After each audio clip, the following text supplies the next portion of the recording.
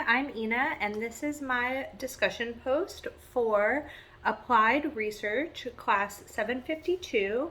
So this is week 7 and my second discussion post. Video is going to be talking all about application of service research to my organization, which is working in childcare in a military affiliated organization.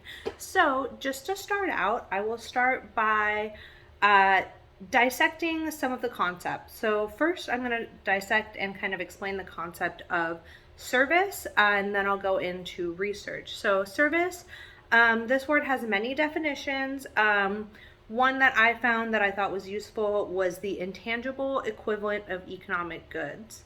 So that is just goods that are not physical goods, but they are still being provided to the customer by the organization. Another one that I found was economic or societal exchange. So again, that's kind of an exchange that's happening between a customer and an organization, but that exchange does not include like a tangible good. So it's not something you can hold, it's something that is being provided for that customer. So services have existed as long as humans have lived, but have obviously changed throughout time. People's needs have changed.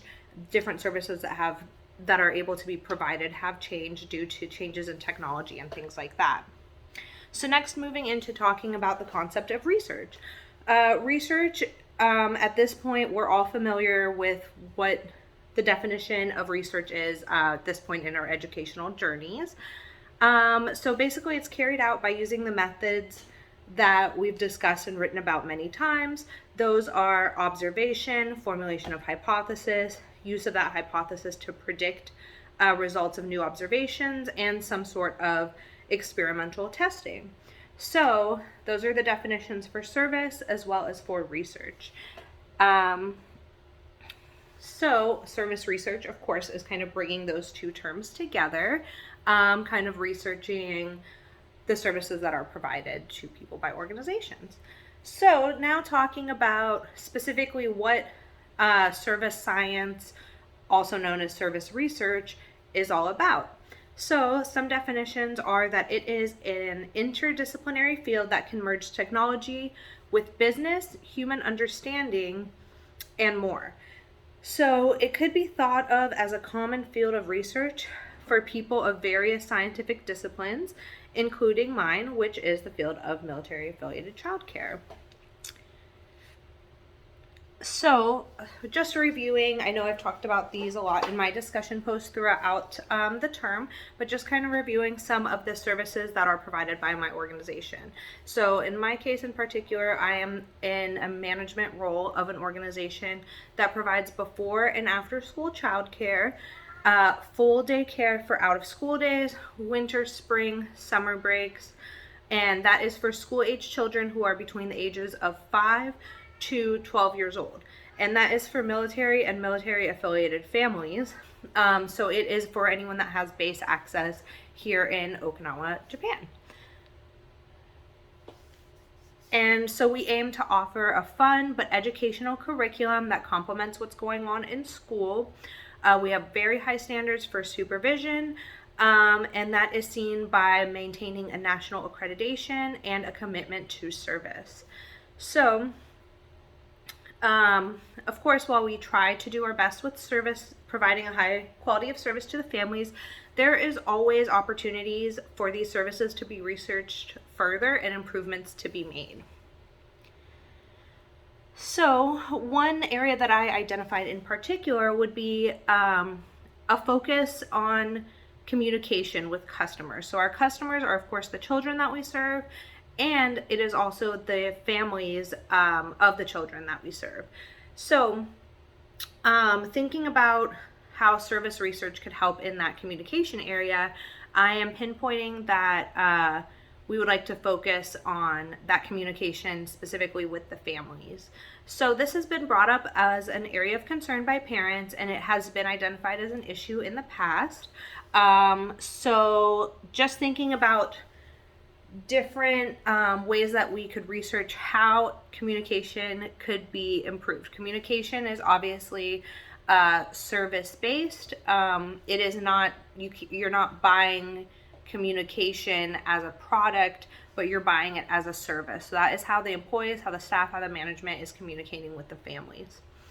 And of course, there are some great tips for improved communication with customers. I did a little bit of research, and so what I found are that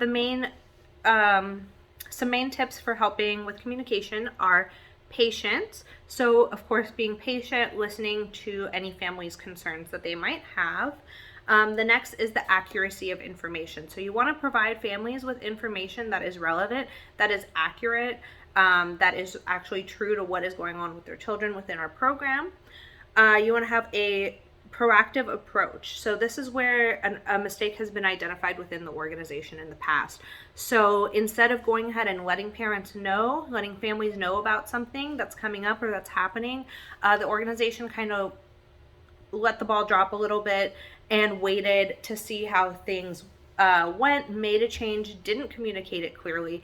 Then parents, of course, found out about it, became really upset about it, and that kind of snowballed into a bigger issue. So the approach that we would like to take in the future is to be proactive. So if we think there's a change coming that parents need to be aware of, just going ahead and having that conversation up front instead of having the parents bring it up as an issue. So that kind of goes along with the other tips. So those are attentiveness and honesty. You always want to have transparent communication with people whenever you're watching over their kids. You want to provide them the most accurate information that you can. If you don't know, it's okay to say, hey, I'm not really 100% sure. Let me speak to my management, let me speak to my leadership, and I'll get back to you as soon as I can, and following up on that. And another really important thing that kind of goes along with this as well is just having that active listening. So you want to, again, this goes along with the patients and all the other tips. You really just want to make sure that you're listening.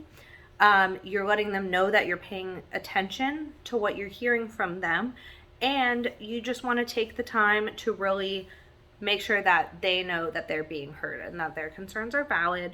And a tip that I've always heard is really good for communication is to listen more than you speak. So again, just taking that time to really listen.